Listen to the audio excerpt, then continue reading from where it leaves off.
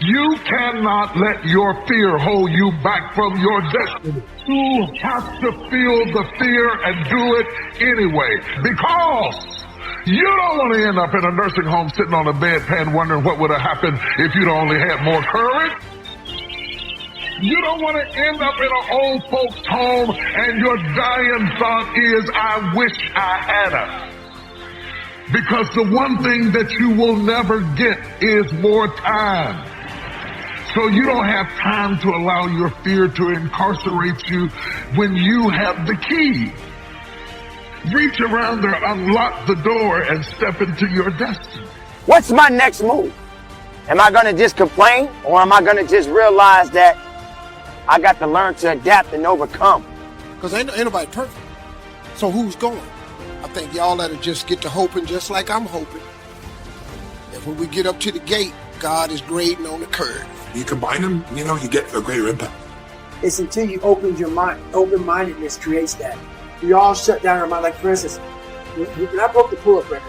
Have you even asked yourself what happiness looks like, or is your personal broadcasting channel? So hell-bent on ensuring your life outlook stays the way it is, that it's not even paying attention to the data. Takes and see, I believe wholeheartedly. But the first step in any facet of transformation is remembering that you have control, that things in your life that bring you down or hold you back can be changed. In fact, the very things working against you can work for you. Like animals in the world, birds, lions, tigers, all different species of life that are not human, but yet they understand the significance of what it means to survive. Regardless of what they're going through, they still figure out how to survive, how to live, how to move, how to push.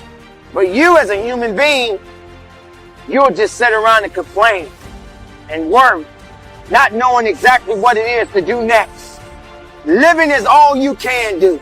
Keeping faith, being strong, overcoming adversity.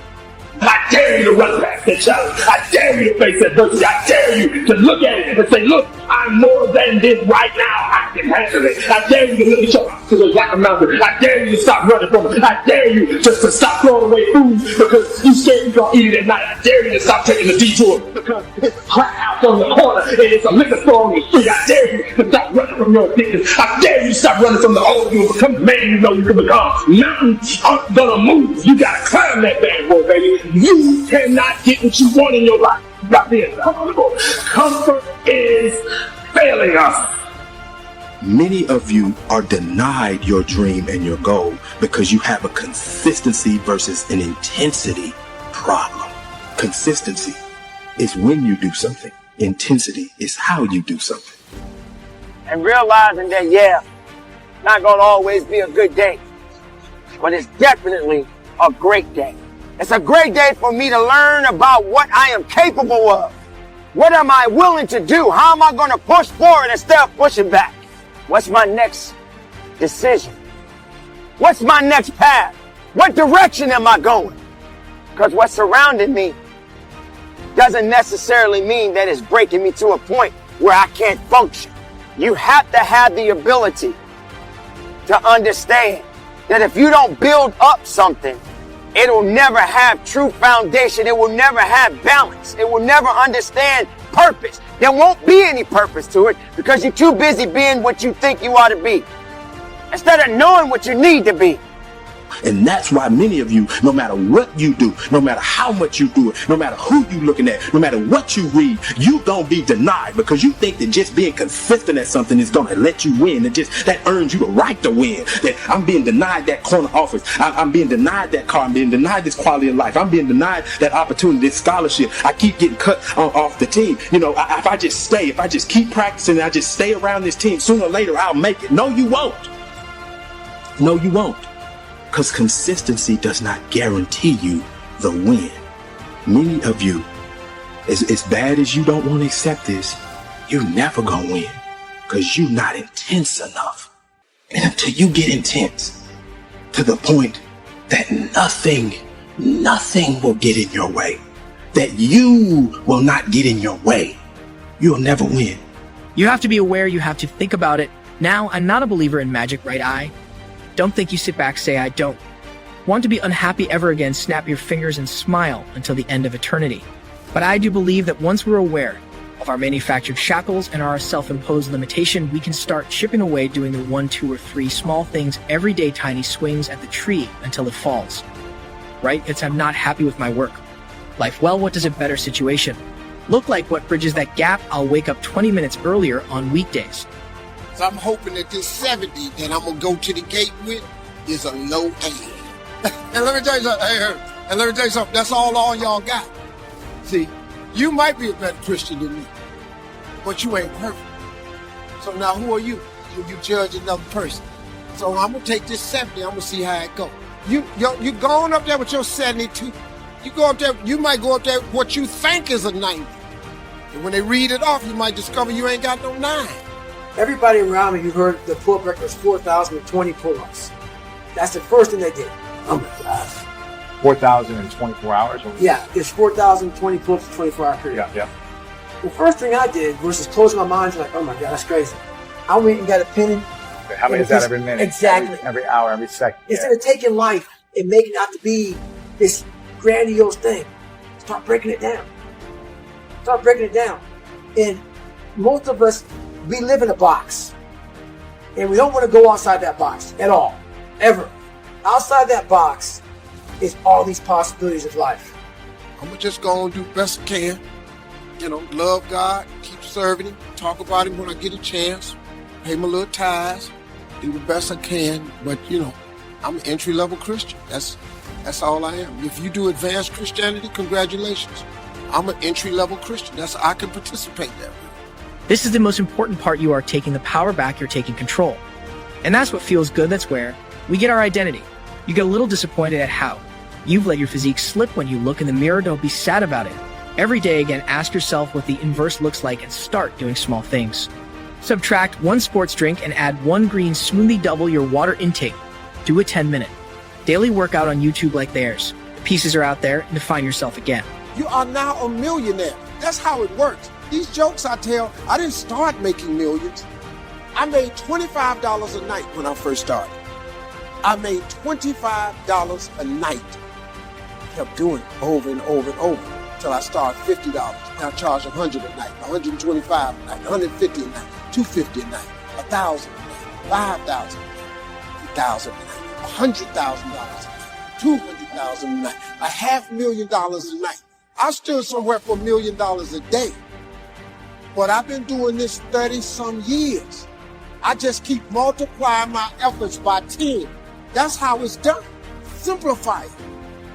Quit tripping on the million. Make $10 and just keep doing it. I got a partner, he cut grass the whole time we was going. We used to charge $2 for the front and $2 for the back. He made $4. What we do is we shackle our mind. We are a prisoner in our own mind. And this is all I can do. This is all I'm good at. And we take away the possibilities of you could be this, you could be that, you could be all these things. And I never thought at 300 pounds I could be that shit. Wow. So if my mind was shackled, me and you would never meet. There'd be no book. There'd be no book. There'd be nothing. So what people understand is that they live for themselves, not knowing that you have the power within yourself to change millions of lives by facing life, by facing yourself. And through that, I would die never knowing that I had the power to change millions of lives. And what haunts me the most, people ask me, what haunts you the most? What haunts me the most is that if I would have died at 300 pounds, let's say I was 75 years old, I got to heaven, and God has a chart like that on everybody's life. God knows all, let's say that. You're playing a movie on loop in your head that isn't right if it's just not you. And well, what movie do you want to be playing in an ideal world? Scroll through the library, find it, click play, and start doing the small things that make it real. There's so much power in progress. I've seen this unfold in different areas of my life, but particularly as a writer. As a speaker, it's like, you identify if you want to be you, start making tiny steps. Please do watch our other motivation videos on the screen now. Let me emphasize that underlying most fear is the fear of helplessness, of being victimized, or being blown around by the winds of fate like a leaf is blown off a tree. But is that really a legitimate way of looking at things? To me, it sounds like being afraid of the dark, in which case the best thing to do is to get yourself up, out of bed, and switch on the light. After all, the people who built this country didn't feel helpless when they faced obstacles that we can hardly even imagine today. I'm not saying we should all just gather around the campfire and tell stories about George Washington, but we should realize that every generation has faced insecurities and lived with them and triumphed over them. It's only in the past 50 years or so people have come to expect a life without real tough times and real difficulties. But adversity isn't something to fear, it's something to expect, something to prepare for, and something to overcome.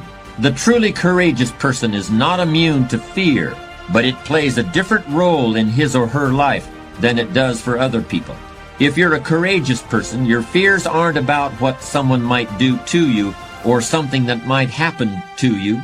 Your fears are about not living up to your ideals, about reacting instead of acting, about not taking advantage of the opportunities that are always within reach. I want you to not see jets and houses and Ferraris and videos when you look at me. I want you to see who I really am. Here's who I really am. I'm the son of an alcoholic who's been sober a long time. I come from a wonderful, beautiful family, but a dysfunctional family, like some of you come from. I come from lower middle class upbringing. I'm an incredibly shy and insecure person naturally. I'm the type of guy that if I saw you from high school and we were at the mall, as much as I'd love to reconnect with you, to this day, I would duck into a store and hide so we don't have that interaction. Yet I speak in front of millions of people. I know what it's like not to believe in yourself. I know what it's like to have doubt.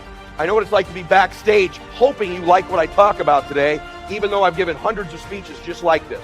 Not the same content, but the same thing. So I tell you, when I tell you that I have respect for you, that I admire what you're trying to do with your life, I mean that sincerely. I know what it's like to want to change your life's conditions. I know what it's like to want to win for your family. And I know what it's like to not be totally sure you're going to do it. And I know what it's like to fake you can't make it until you do.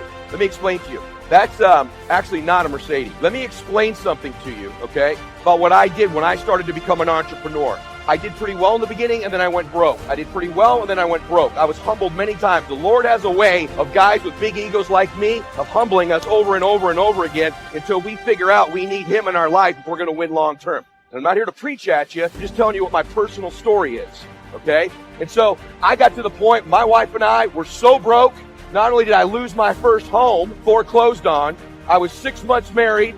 My wife had to go get a job because me as an entrepreneur, Mr. Stud here, Mr. $400 million, I couldn't even pay our bills. And the third day she had that job, she went out to the parking lot and said, babe, she came back in the morning. I was still asleep in bed and she had gotten up to go to work. She says, babe, it got worse. Our car was stolen. My family thinks I'm nuts. I had a decent job before all this.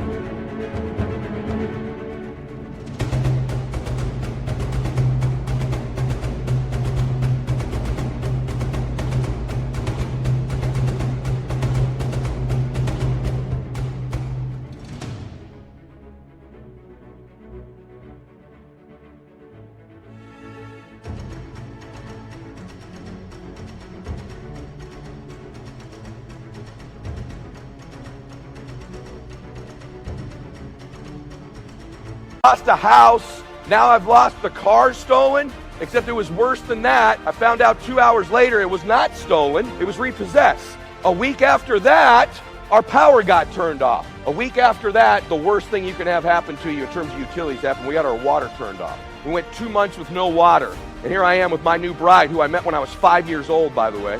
I promised her all our childhood I was going to make our dreams come true, and we were going to win, and we were going to live special, and I was going to be somebody, and she believed it, finally marries me, finds herself with a house foreclosed on, car repoed, power off, and now every morning we would get up because there was no running water. We couldn't cook, we couldn't shower or bathe. In the new apartment I moved her into, we would get up, gather our things, and go down to the pool, and there was one outdoor shower there. And I'd hold a towel up as my new bride took her shower every single morning and brushed her teeth outside. And then she'd do it for me. And then we would walk back up the stairs. completely emasculated, completely shamed, and I'd send my wife out to her job as I tried to go win as an entrepreneur. So when I tell you I understand the journey and I admire and respect you, I may admire and respect you even at a level most people don't. I know what it's like to fail. And then once I started to turn it around, I wanted to win so bad, I was going to fake it till I made it. And I had a team of agents that was working with me in my practice, and everyone's ripping on me for my bad car. And I read an article in the Penny Saver. You guys remember the Penny Saver? That still exists? I don't even know. In the Penny Saver, and it said, Kit Car Mercedes. Kit Car Mercedes. And as I read a little further, it said, want to turn your Chrysler LeBaron into a Mercedes-Benz? I got one, $5,500. And I drove down, I met this lady, and she had a car that was a Chrysler LeBaron where they stripped the frame off the car. And they Velcroed, listen to me, they Velcroed to the car the body of a Mercedes. You think I'm kidding? I'll prove it to you in a minute. They Velcroed it. Now, the really good shitty kit cars were at least welded together. Mine was put together.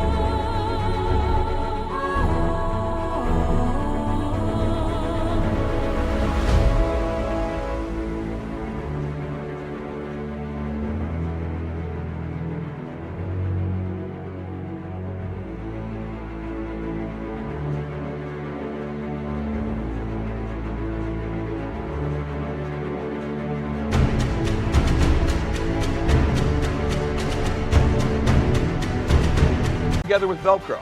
I paid her the $5,000. I rolled that car up to the office to my guys. I'm like, hey guys, we're balling. We're all going to be wealthy. What do you think of my new Mercedes? 6 of them believed it. One of them who knew Mercedes is like, it looks a little longer, and why does it have a back seat? I'm like, well, I don't know if you've been reading. You have the little BS. It's not. I don't know if you've been reading, but Chrysler and Mercedes had just merged. This is the first hybrid car they've made. So the inside's a Chrysler, the outside's a Mercedes. But it's a Benz, man. My guy's like, oh, that sounds legit. Yeah, cool. The AC only blew out heat. I drove around. By the way, I would drive on the freeway, and people would be looking at me like, laughing at me. I'm like, hey, I think they think I'm cool with my cheap suit from Men's Warehouse, right? And let me tell you about this car. Just in case you don't believe me, just so you know, you can see here, Mercedes-Benz SL600 fiberglass full body kit for sale. You won't find one with Velcro, but you can find one welded together. Look at some of you getting ideas right now. That one, that's the LeBaron. That's my old car. That was my car. I drove that car for a year. Let me tell you what would happen when I pulled.